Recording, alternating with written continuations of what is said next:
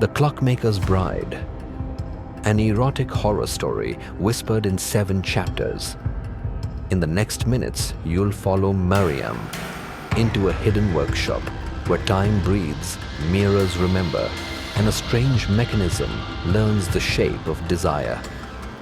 This isn't just a story about control. It's about what happens when you give it away, voluntarily. So breathe in and listen closely. The ticking has already begun. Chapter 1. The Passage. It started with a sound she could not name. Not quite ticking. Not quite breathing. Miriam Voss stood at the edge of the alley, coat drawn tight against the February wind, staring at a door that shouldn't have been there. The passage itself was always locked. She'd passed it 100 times, tucked between a shuttered bakery and a shoe repair shop that hadn't changed its window display in over a decade. But tonight, it yawned open. The door was narrow, wood blackened with time. No sign, no bell. But from within she felt it. A rhythm, low, steady, like the throb of a pulse beneath floorboards. It was irrational, she knew. Still, her fingers reached for the handle before thought could intervene. The scent met her first, oil and brass, lavender and heat. Not the heat of flame, but of bodies pressed close in silence. Her breath caught. Inside, the space was dim. Clocks lined every wall, hundreds of them, none showing the same hour. Their sounds overlapped in a low murmuring chorus. The air was thick, still. She stepped forward as if wading into a warm pool. A man stood at the far end of the room. He hadn't been there a second ago.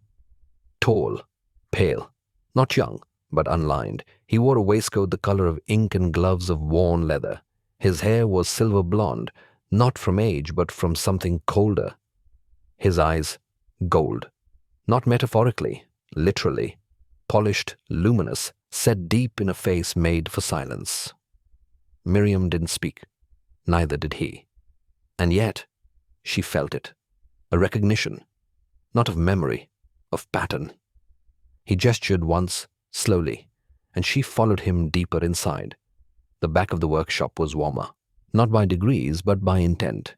The kind of warmth that carries breath in it. She passed a clock shaped like a violin, one that ticked only when she moved. A barometer spun as she walked by, then froze again when she stopped. The floor creaked under her boots, but not with age, with awareness. The man moved like shadow over parchment, precise, fluid. He did not look back to see if she followed. He knew she did. And when he reached a velvet curtain tucked into the corner of the farthest wall, he lifted it without flourish. Behind it, a smaller room, round, lined with mirrors too tall for their frames and too old to show true reflections. They shimmered, slightly delayed. A single chair waited at the center. She hesitated. He turned to face her, then, for the first time, and spoke. His voice was velvet with weight. "You are out of rhythm." Her breath hitched. He stepped closer. His gloved hand lifted, paused just at her collarbone, not touching, but present.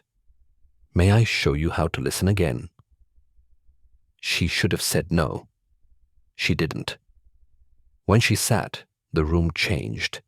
The clocks outside quieted. The air thickened, grew fragrant. Rosewood, skin, something like cinnamon. Not sweet. Intimate. He circled her slowly, each step soundless. She watched him in the mirrors, as much as with her eyes, unsure which version of him moved first. "Still," he said gently, and she was. From beneath the chair, he drew a box. Black wood, no hinges. It opened with a whisper. Inside, not a watch, a mechanism, slender, gleaming. "It's not about measuring time," he murmured. "It's about keeping it." She shivered. "What is it?" He didn't answer. Instead, he stepped behind her and reached forward, his fingers ghosting the skin just above her heart. The metal touched her next. Cold, then warmer. It clung, not with straps, with purpose. Her breath caught. The device began to hum, a low, delicate vibration against her sternum. "Do you feel that?" he whispered. She nodded. "Good." He leaned closer. His breath skimmed her neck. "You'll return tomorrow," he said. It wasn't a question. And still, she answered, "Yes." Chapter 2. The Heartpiece. Miriam didn't sleep.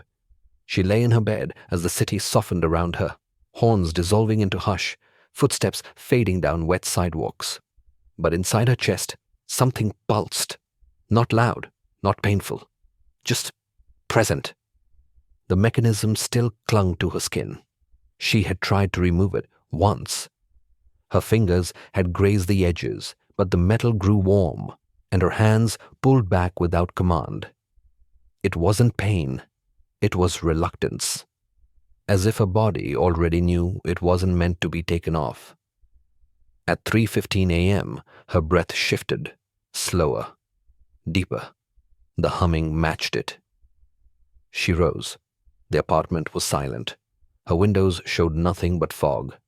The clock on her stove blinked, stuck at 12 o'clock, though she remembered resetting it that morning.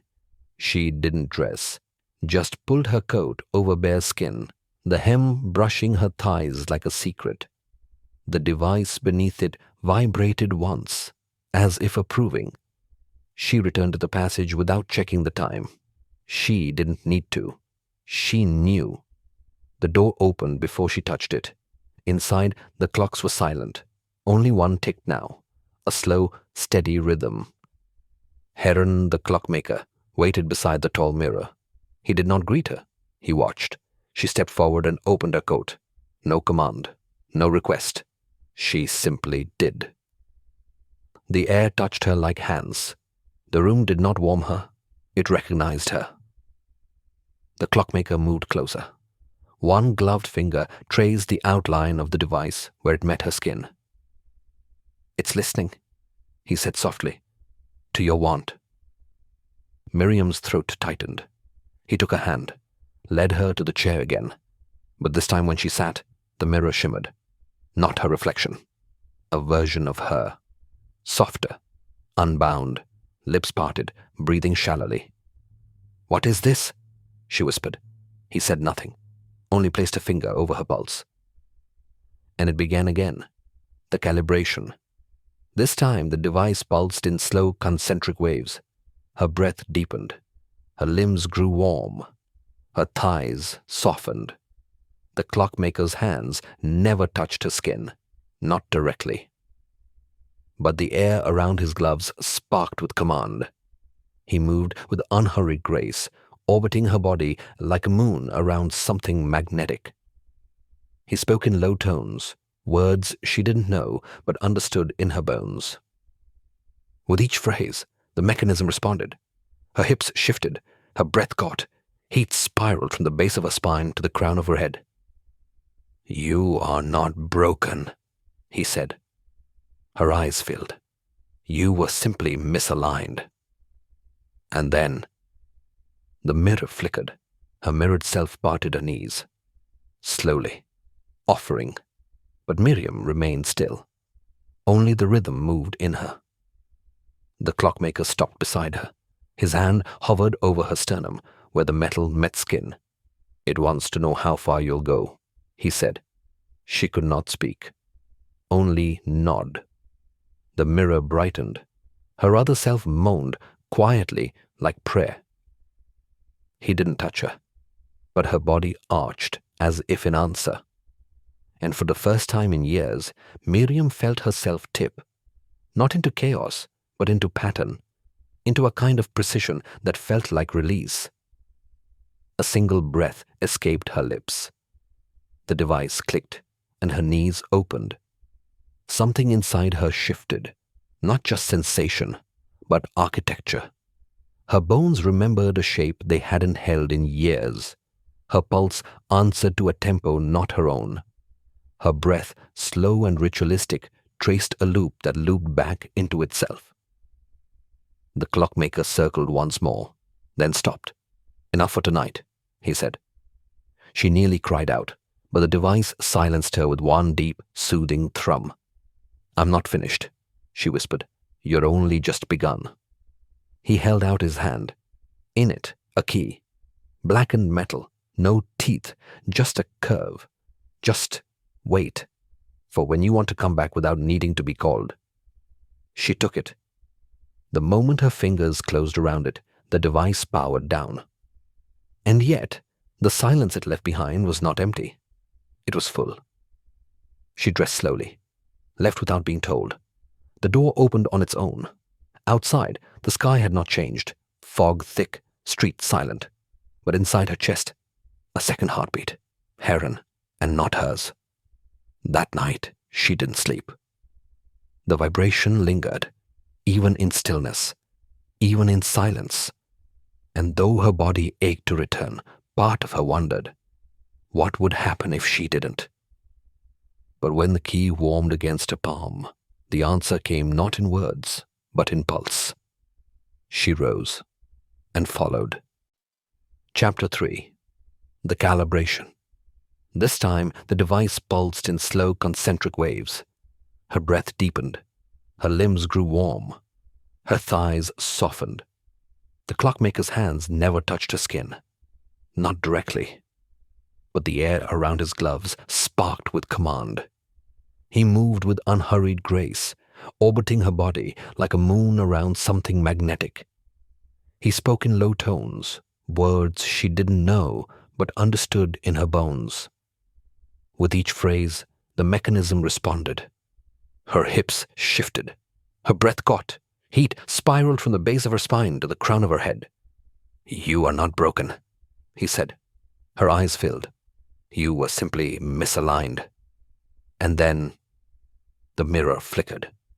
Her mirrored self parted her knees. Slowly. Offering. But Miriam remained still.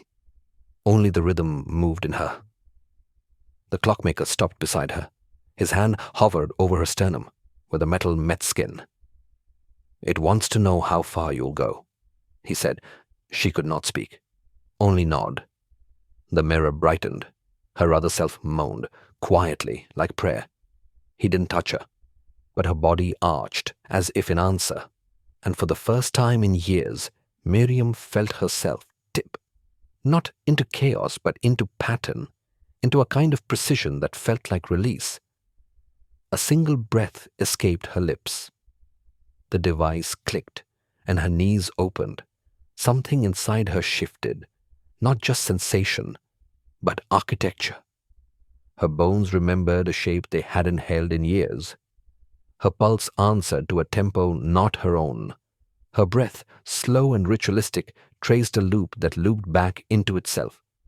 The clockmaker circled once more, then stopped. "Enough for tonight," he said. She nearly cried out, but the device silenced her with one deep, soothing thrum. "I'm not finished," she whispered. "You're only just begun." He held out his hand. In it, a key. Blackened metal, no teeth, just a curve. Just wait. For when you want to come back without needing to be called. She took it. The moment her fingers closed around it, the device powered down. And yet, the silence it left behind was not empty. It was full. She dressed slowly. Left without being told. The door opened on its own. Outside, the sky had not changed. Fog thick, street silent. But inside her chest, a second heartbeat. Heron, and not hers. As she stepped toward the threshold of the passage, something shifted behind her. A clock on the far wall ticked once, then began to turn backward. She paused. A scraping sound. Wood on wood, not fast, not frantic, slow, deliberate, dragged. A door in the back she'd never seen creaked open. Inside, a woman stood, or tried to, pale, barefoot. A mechanism still clung to her chest, but it flickered, rusted, twitching with broken rhythm. Her eyes wandered, unfocused. Her lips moved, but not in time. Words fell out too early or too late, as if rehearsed in the wrong key. Her arm lifted, then fell again. The device blinked once without her. Behind Miriam, a whisper close to her ear. She refused to listen, tried to tear it off. A pause. Now it listens without her. The broken woman turned. Miriam saw her own reflection in the woman's eyes, delayed. Then the door closed. The ticking stopped, and silence returned, warm as breath held too long. Chapter 4. The delay. The ticking stopped. It wasn't gradual. It didn't fade. One night, it simply didn't come. At 3:15, Miriam woke because her body still remembered, but the device on her chest lay silent. Cool. She touched it. Nothing. Panic didn't rise. Not exactly, but absence did. She dressed quickly, hands clumsy, breath too shallow. The coat's zipper stuck halfway, and she didn't care. The key was cold in her palm. The passage was open, but the workshop was empty. No clocks ticked, not one. Even the scent was wrong. Less lavender, more dust, less oil, more. Pause. She stepped inside. The mirrors were gone, the chair removed, as though none of it had ever existed. On the wall, where the tall mirror had once stood, a single note. Do you know what time means without rhythm? Beneath it, a single glove. Leather. Worn. His. She pressed it to her chest and felt the first sting of tears. That night, she didn't sleep. That week, she didn't return. But the world began to change. Subtly. At first, traffic lights blinked out of sync. Subway doors closed before they should. People stuttered in conversation, their mouths opening at the wrong times. And in mirrors, public ones, bathroom ones, her reflection grew. Inconsistent. She would turn her head and see her image hesitate. One night, brushing her teeth, her reflection opened its mouth first. She dropped the brush, backed away. The device remained cold. Until one Thursday morning, it hummed, once long and low, and the glove, still on her nightstand, curled inward. That evening she returned. The door was locked, but the key still fit. Inside, one clock ticked, and the mirror had returned. But this time, it did not show her face. It showed a door, wooden, familiar, with no handle, only a keyhole. She stepped closer. Her breath misted the glass. A whisper, not sound, scent, his, lavender, brass, heat, and behind the glass, a second heartbeat. Not hers. Not yet. Chapter 5. The Winding. The room smelled of time, not dust, not age, but time as something that breathed, that waited. Miriam stepped through the threshold, her boots quiet against the wood. The passage closed behind her with a whisper, not of wind, of cloth, velvet. Inside, only the mirror greeted her. It no longer reflected her shape. It pulsed, softly, like lungs beneath silk. The ticking clock above it kept a rhythm she did not know. Yet her chest responded. Her breath matched. She moved closer and the hum returned. The device woke, not suddenly, not sharply, but like something exhaling after too long a sleep. A low vibration spread through her chest, down her belly, between her legs. Not arousal, not yet. Recognition, a warm current of belonging. The mirror showed the door again, that wooden shape without handle or frame. But now there was a sound, a winding, delicate, metal turning inside metal. She felt it behind her ribs. She didn't ask for him, but she felt him enter. Not through the door, through the air, the scent, lavender, brass, a trace of smoke. He didn't speak, but her name lived in the silence between heartbeats. Miriam. She closed her eyes and answered without voice. The mechanism pulsed in reply. He was behind her. She didn't turn. Instead, she lifted her hand to the glass. The door in the mirror opened. It opened without sound. No creak, no groan. just a slow exhale of presence. Miriam stepped through the frame, and the air changed.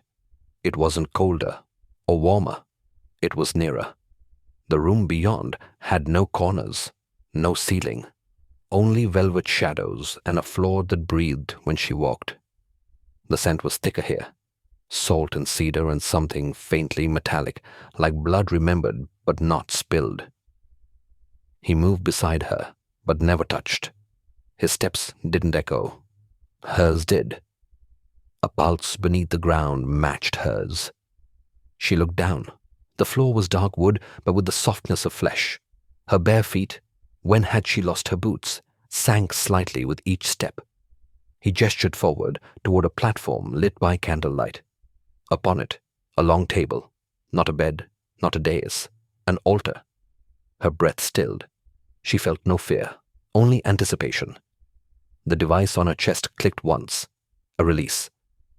He raised his hand, and the table breathed. Miriam swallowed. "You brought me here," she whispered. "No," came his voice, everywhere at once. "You came because you remembered how." The table pulsed once more, and her knees, without thought, began to bend. The room darkened, the rhythm deepened, and her body said yes before she could form the word. The table was not cold. It met her with warmth, almost skin temperature. As she lay back, the vibration from the mechanism grew stronger, not painful, not invasive, but complete. She couldn't tell if her breath trembled from fear or awe. The ceiling above her wasn't a ceiling at all. It was a great slow wheel of shadow and light, turning with each pulse of her heart. She felt him move around her, still not touching. Yet she knew he could. Every fiber of her skin tingled in preparation. "You think the clock measures time," he said, near her ear, though she did not see him. "It doesn't. It measures longing." Something cool brushed her ankle. Leather? A strap? Number A, tether. But she didn't pull away. It wasn't restraint. It was trust. The mechanism clicked again, and the table beneath her began to move, not lifting, but vibrating in time with the device on her chest. Her breath hitched. "Where does it lead?" she whispered. "To the part of you that was never silent," he said. And then she felt his breath, not on her body, inside it, and the room became rhythm. As she stepped away from the altar, something in her legs faltered. And yet, as she rose, her knees trembled, not from fear, from having tasted something she might never come back from. The breath she drew then was not for balance. It was for courage. And still, the rhythm inside her pulsed. Waiting. Chapter 6. The mechanism's memory. She woke before the light reached her window, in a silence so complete it felt intentional. The city was still. Its breath held. The air around her was thick with something unsaid, something the night had whispered and the morning had not yet dared disturb. Beneath her ribs, the mechanism purred. Not loudly, but with the weight of something awake, something that no longer waited for permission. Miriam didn't open her eyes at first. She simply lay there, wrapped in the folds of stillness, as her fingers slid to her sternum and rested against the warmth of the metal. It pulsed, not from her skin, but from memory. When she rose, it was slow, fluid. Sheets slipped from her shoulders like the closing of a chapter. Her thighs bore the ghost of last night's pressure, not marks, not pain, but echoes. Her tongue toasted of lavender, of iron. She glanced at the nightstand. 3:15. But outside, the sky wasn't dark, nor was it lit.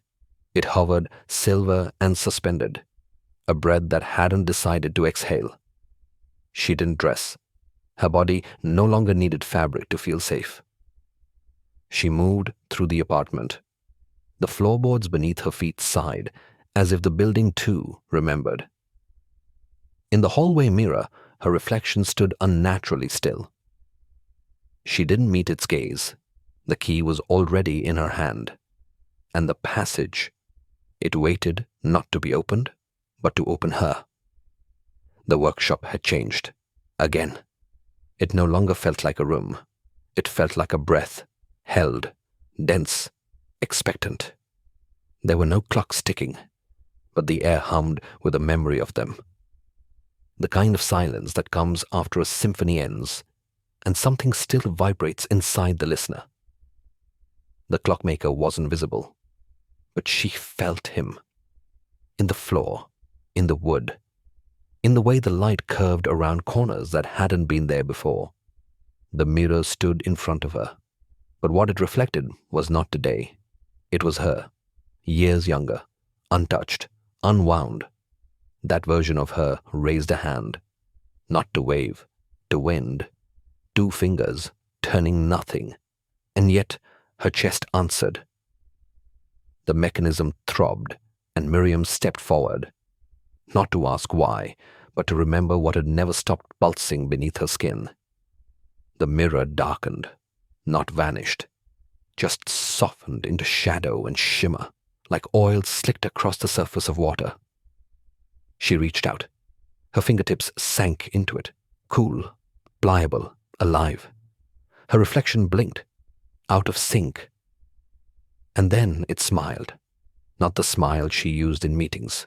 The other one, the one no one had seen in years, and she understood. She wasn't looking at her past. She was looking at the piece of herself that had never come home. "I left you," she whispered. The other shook her head. "You returned." The mechanism clicked, so quietly it could have been her heart. The workshop shifted again. No clocks, no sound, only breath, only pulse, and the room began to wind itself, not around her, with her. Then, footsteps, slow, measured, not approaching from behind, from within, from the walls, the sound of leather soles on ancient wood, the drag of time made tangible, the soft chime of metal brushing metal. Not rhythm yet, but the pause before it begins. He entered. The clockmaker. Changed. His eyes were still gold, but dulled, not dimmed, deepened, like something molten, cooled, just enough to be touched. He said nothing. He didn't need to. Miriam stood still, breath low. He extended his hand, not to take hers, to receive the mechanism, and she understood. It had not just remembered her rhythm, it had learned her. She placed it in his palm. The metal sang, not aloud, in breath, in memory, in the cadence of every one she had once silenced. The workshop dimmed, the walls pulsed, and between them unfurled something vast. Not a machine, not a man, but a moment, and that moment would never forget the shape of her silence. Chapter 7. The Second Key. It didn't hurt. When he took the mechanism from her chest, it didn't break skin. It didn't burn. There was no wound left behind, only absence. A hollow echo, like the final note of a song still humming in the bones. Miriam's breath slowed, not from loss, from release. The clockmaker held the device with both hands, studying it not as one would a creation, but a confession, a held breath given form. "It knows you," he said. She nodded, slow and unblinking. "It wants you." She didn't flinch. The room shimmered, no light, no sound, just the weight of a moment shifting, like fabric pulled across the shape of time. He placed the mechanism on the altar. It continued to hum, soft, steady, waiting. Then he stepped back and waited. Miriam remained still. The air pressed around her, warm and watchful. Her skin, no longer touched by metal, still remembered its rhythm. She moved forward, each step slow, each breath drawn with reverence. The mechanism blinked once, then opened, not like a machine, like a body. A seam parted across its surface, unfolding not with clicks, but with breath, And from within, a second key, not metal, bone. It pulsed with warmth, small and impossibly familiar, as though her body had known it long before her hand closed around it. It wasn't meant for a door. It was meant for the lock behind her ribs, the one she had never dared to open. She closed a hand around it. The clockmaker exhaled. "Now," he said, his voice barely above the breath between them. "You wind me." And with that, the world shifted, backwards, forward, inward, to the place where all clocks go when they no longer need to measure time. He knelt before her, not as a servant bound by duty, but as a man unwrapped by trust. An offering, deliberate and sacred. His coat slid from his shoulders in a hush of velvet, folding against the floor without resistance. Beneath the shifting candlelight, his spine revealed itself. A line of faint, intricate notches, carved like an abandoned mechanism once hidden there. Long removed, but never forgotten. Miriam reached for him. Her fingers hovered, then found the curve of his neck. He did not flinch. He did not guide. She traced the space between his shoulder blades slowly, as if reading a forgotten language. Then, there it was, a hollow, not of damage, but of invitation. She took the second key, the small, warm, bone-like curve still pulsing in her palm, and pressed it gently into the soft divot at the base of his spine. She turned it. Once. The sound it made was not a click, not a turn, but a breath caught mid-moan. Not mechanical.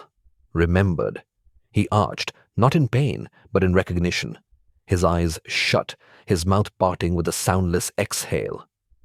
The hum that followed came not from the altar nor the walls, but from somewhere older, from within him. The air shifted, denser, closer. He opened his eyes, and now they mirrored hers. No longer gold, no longer time, but rhythm. Shared, lived, claimed. He reached for her, one trembling hand brushing her cheek as though mapping something holy. "You were never mine," he said, a voice thick with reverence. "I was always yours," she replied, not as surrender, but as truth revealed. And between them stretched a silence so whole, so full, it trembled. Not emptiness, but the heartbeat of something eternal. Not ending, beginning. And when they breathed next, it was in time. The altar dimmed, not extinguished, but exhaled, its warmth folding back into the wood like memory retreating into muscle. The candles surrendered inward, their flames curling as if inhaled by something unseen. The air thickened, not with smoke, but with the soft finality of ritual completed. Around them, the workshop shifted. It wasn't an end. It was an unraveling, becoming a new weave. Miriam stepped back. Her body, bare, breath-warmed and open, felt no weight, no gravity, only the lingering impression of his touch in the space between them. Not contact, resonance.